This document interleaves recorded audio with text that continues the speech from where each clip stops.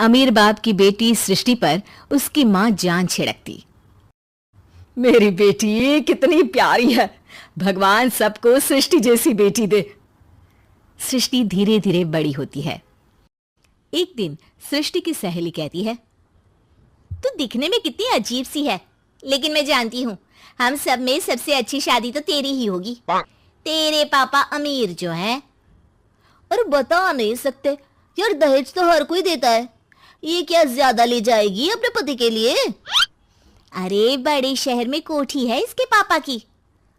अरे पापा की है ना, कौन सी इसकी है? इसकी होती तब तो कोई भी लड़का इससे शादी कर लेता। अरे पापा की मतलब पापा की है तो मेरी ही है ना? किसने कहा? अब तेरी तो तब होगी ना जब तेरा भाई ना हो। वैसे भी शादी के बाद सारी प्रॉपर्टी भाई के नाम होती है। सृष्टि समझ जाती है कि उसे किसी भी हालत में माँ बाप की सारी प्रॉपर्टी को अपने नाम करना है, लेकिन कैसे?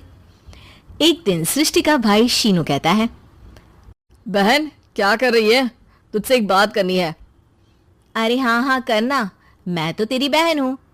बहन मेरी लाइफ में ना एक लड़की है, बहुत अच्छी है।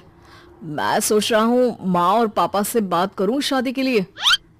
सृष्टि को समझ में आ जाता है कि भाई की शादी होते ही भाभी उसे एक दिन भी घर में बर्दाश्त नहीं करेगी। क्या बात है भाई, बताना कौन है वो? यार वो बहुत अच्छी लड़की है, पढ़ी लिखी है, मेरे साथ जॉब भी करती है। बस एक प्रॉब्लम है। हाँ प्रॉब्लम? क्या प्रॉब्लम है भाई? यार वो शादीशुदा है, लेकिन उसके पति ने उसे सिर्फ इसलिए छोड़ दिया क्योंकि उसके माँ बाप दहेज नहीं दे पाए। सृष्टि ये सुनकर न जाने क्यों खुश हो जाती है। अरे भाई तो क्या हुआ, लड़की तुझे तो पसंद है ना? शीनू को लगता है कि बहन उसे समझ रही है। वो इस बात से अनजान होता है कि उसकी बहन की मंशा पूरा घर हड़पने की है। सृष्टि अपनी माँ से कहती है, मम्मी मुझे तो बहुत चिंता है, पता है शीनू क्या कर रहा है? अरे क्या कर रहा है, वो तो काम पर जाता है और वापस घर आता है। नहीं ना माँ, वो यही तो नहीं कर रहा, बाकी सब कर रहा है। आपको पता है उससे प्यार है, और वो भी एक शादीशुदा लड़की से। हैं? ये क्या हो गया? मैं सोसाइटी में क्या मुंह दिखाऊंगी? अरे तेरे पापा तो यही कहेंगे कि मैंने ही उसे बिगाड़ दिया है।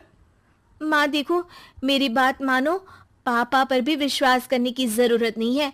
अब आप ही बताओ, पापा इतनी देर घर के बाहर रहते हैं क्यों? बोलो। अरे बेटा वो तो नौकरी करते हैं ना। तू बहुत भोली है माँ। पापा का ऑफिस तो 7 बजे खत्म हो जाता है, लेकिन देखो कितनी देर से आते हैं। अरे नहीं नहीं बेटा, ऐसी कोई बात नहीं है। सृष्टि माँ को एक औरत से बात करते पिता की फोटो दिखाती है। देखो माँ कैसे हैं पापा, मैं ना कहती थी कि पापा सही नहीं है। मैं तेरे पापा से बात करूंगी, दे फोटो मुझे। ओ माँ वो तो डिलीट हो गई। लेकिन चल, तूने तो देख लिया ना, पापा से बाद में बात कर लेना। और हाँ, मेरा नाम बिल्कुल मत लेना। हाँ माँ। अब क्या था, सृष्टि के माँ और पिता के बीच झगड़ा होना शुरू हो जाता है। सृष्टि के मन में क्या चल रहा था कोई नहीं जानता था। एक दिन, माँ सृष्टि के लिए एक लड़का देखा है, वो लोग शाम को उसे देखने आने वाले हैं। और हाँ माँ, एक खुशखबरी, मैं और पापा मिलकर एक नया बिजनेस ट्राई कर रहे हैं। शाम को लड़का आता है, सांवले रंग का। सृष्टि को तो बिल्कुल भी पसंद नहीं आता। लड़की की माँ कहती है, लड़की का चेहरा तो कोई खास नहीं, लेकिन अगर मेरे बेटे को आप लोग सेटल कर दे तो मैं उसकी शादी आपकी बेटी से करवा दूं। सृष्टि को लड़का बिल्कुल पसंद नहीं था। उसे भाई पर गुस्सा आ जाता है।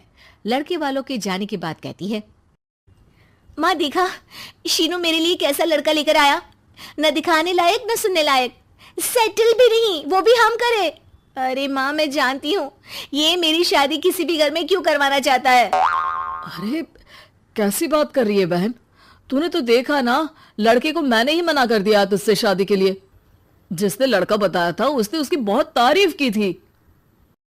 बात आई गई हो जाती है, लेकिन सृष्टि का मन शांत नहीं होता। क्या करूं कुछ समझ में नहीं आ रहा। मेरी शादी हो गई तो ये लोग पूरी प्रॉपर्टी शीनू के नाम कर देंगे, मेरे हाथ तो कुछ लगेगा ही नहीं। तभी सृष्टि को आइडिया आता है। वो किसी वकील को फोन करती है।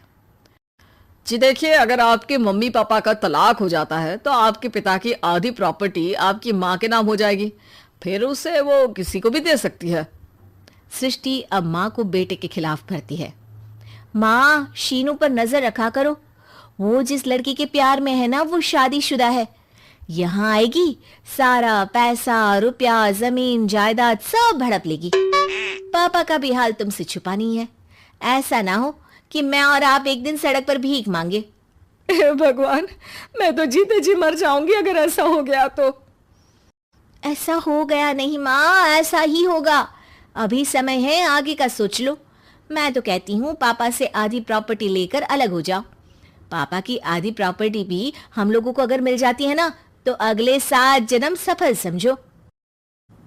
बेचारी माँ बेटी के कहने पर पति से तलाक लेकर अलग हो जाती है। सृष्टि अब पैसों से गाड़ी और अपने दूसरे महंगे शौक पूरे करने लगी। उसके दोस्त भी उसके पैसे इस्तेमाल करते। सृष्टि, कल तुम कहाँ थी? मैं सारा दिन घर पर अकेली थी। तो मैं क्या करूं? मैंने ठेका तो नहीं लिया है ना तुम्हें संभालने का। माँ को सृष्टि से ये उम्मीद नहीं थी। वो बैठकर रोने लगती है। वहीं उसका पति यानी कि सृष्टि के पिता आ जाते हैं। मैं जानता था कि तुम्हारा यही हाल होगा, तो आपने मुझे रोका क्यों नहीं? मैं रोकता तो तुम रुकती क्या? सृष्टि के कहने पर तुमने मुझ पर अपने बेटे पर शक किया, लेकिन तुम ये भूल गई कि कैसे हम दोनों ने मिलकर जीवन में इतना सब खड़ा किया। माँ पति के गले लग जाती है।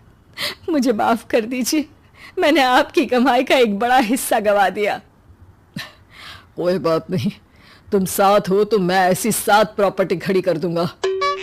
तभी वहां सृष्टि आ जाती है रोते हुए। माँ, मयंक ने मुझे छोड़ दिया। वो बोल रहा था जब तक मेरे पास पैसे थे तब तक ही वो मेरे साथ था। पापा, माँ, मुझे माफ कर दीजिए।